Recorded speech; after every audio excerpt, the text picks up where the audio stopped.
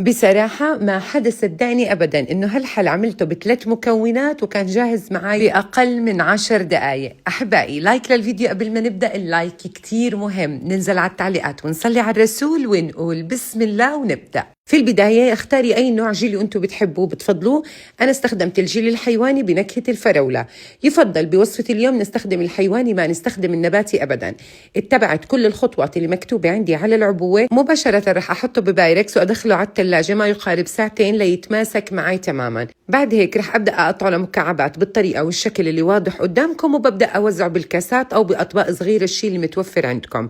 وبهذا الوقت اسمحوا لي أسألكم من أي بلد بتتابعوني، كتير بحب شوف تعليقاتكم الحلوة وأتعرف عليكم من أي بلد. أما بالنسبة للخطوة الثانية فيفضل نستخدم خلاط الشاف. ضفت ظرفين من الجيلي واتبعت نفس الخطوات اللي مكتوبة عندي على العبوة، ولكن بدل إضافة المي ضفت حليب ساخن. ولحتى تعزز النكهة ويعطيك طعم ولا أطيب من هيك رح نضيف علبة من القشطة أو الجيمر، هو أكيد مكون اختياري. وزعت الحلب بالأطباق كيف ما عم بتشوفوا، بعد هيك دخلته على الثلاجة ما يقارب ساعتين. وهلأ خبروني بالتعليقات بتحبوا هيك أنواع من الحلويات أو لا، ولو عجبكم الفيديو اكتبوا لي تام و10 على 10 يا ملك، خبروني حتجربوها أو لا.